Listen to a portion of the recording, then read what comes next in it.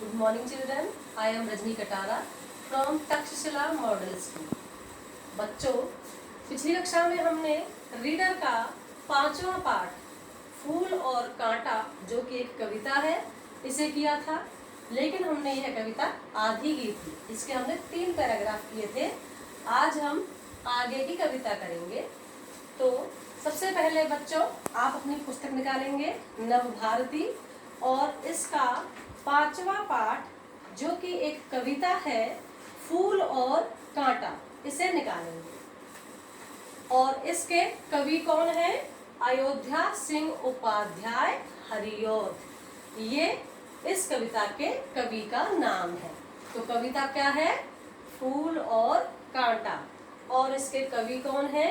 अयोध्या सिंह उपाध्याय हरिऔध, ये इसके कवि हैं।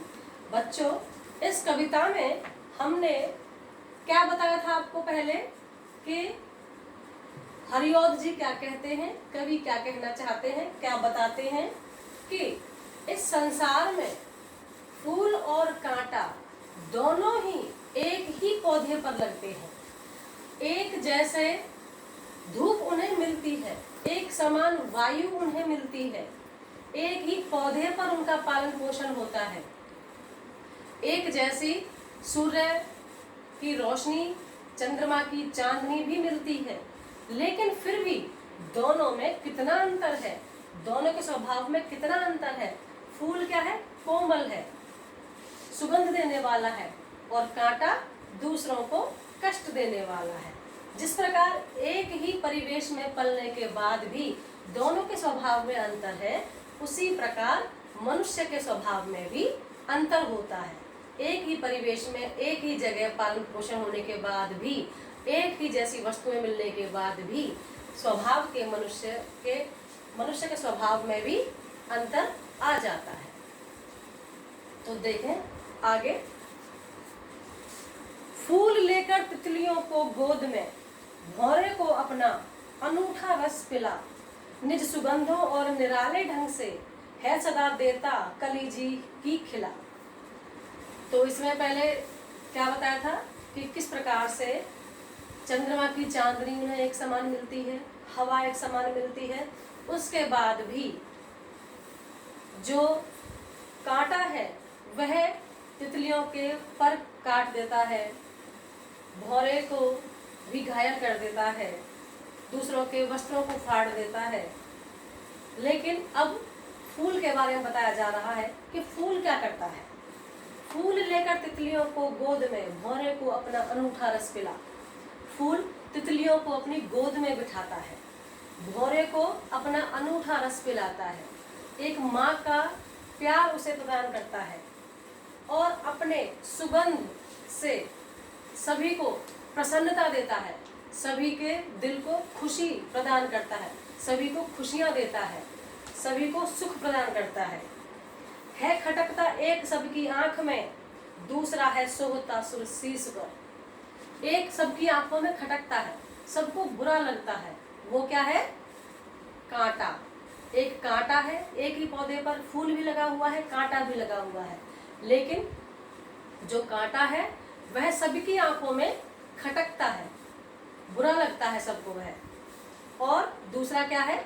फूल, जो सभी को सुहाता है, सभी को अच्छा लगता है, सभी उसे प्यार करते हैं। सुरशीस पर, और फूल क्या है? भगवानों के शीश पर भी चढ़ाया जाता है, भगवानों पर भी फूल को चढ़ाया जाता है। किस तरह कुल की बड़ाई काम दे, जो किसी में हो बड़प्पन की कसर। ऊंचे कुल में जन्म लेने से बड़ाई हो, बहुत बड़ा काम कर दिया, ऐसा नहीं होता। जब हम बड़प्पन चाहते हैं तो हमें क्या करना होगा? हमें बड़े काम करने होंगे, दूसरों की भलाई के कार्य करने होंगे, बड़प्पन जैसे कार्य करके दिखाने होंगे, तभी हम बड़े कहलाएंगे। बड़े कुल में जन्म लेने से हम बड़े नहीं होंगे, बल्कि बड़े कब होंगे? जब हम बड़े कार्य करेंगे। तो इस प्रकार बच्चों, ये कविता आपकी पूरी हो गई। मैं एक बार फिर से इस कविता का सार आपको बता देती हूँ। कविता में फूल और कांटा एक ही पौधे पर लगते हैं। दोनों को एक ही प्रकार सूर्य की रोशनी मिलती है, चंद्रमा की चांदनी मिलती है, बादलों का पानी मिलता है, हवा मिलती है। सबको दोनों को एक जैसा परिवेश, दोनों का एक ही प्रकार से पालन पोषण होता है। लेकिन फिर भी फूल सभी को अच्छा लगता है, सभी को कोमलता प्रदान करता है, सुगंध देता है, खुशियां देता है। लेकिन कांटा सभी को दुख दर्द देता है, सभी के कष्टों का कारण बनता है। तो दोनों में कितना अंतर है, ठीक उसी प्रकार से मनुष्य के स्वभाव में भी अंतर आ जाता है। मनुष्य जो एक ही परिवेश में जिनका पालन पोषण होता है, उसके बाद भी उनके स्वभाव में बहुत अंतर होता है। तो बच्चों, पिछली कक्षा में हमने क्या किया था? नए शब्द, शब्दार्थ, वाक्य, उसके बाद छोटे प्रश्न उत्तर हमने किए थे।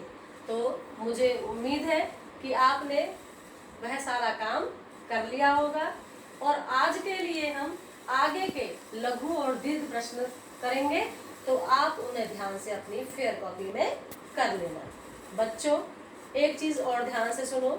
सबसे पहली बात, नए शब्द, शब्दार्थ, वाक्य और प्रश्नोत्तर, ये आप शुरू से फेयर कॉपी में करते हो और ऐसे ही आपको करने हैं। लेकिन आपकी पुस्तक में कुछ प्रश्न एक्स्ट्रा दिए होते हैं। देखो, जैसे यहाँ आपको मौखिक प्रश्न दिए हैं, उसके बाद आपको गद्यांश से संबंधित प्रश्न दिए हैं।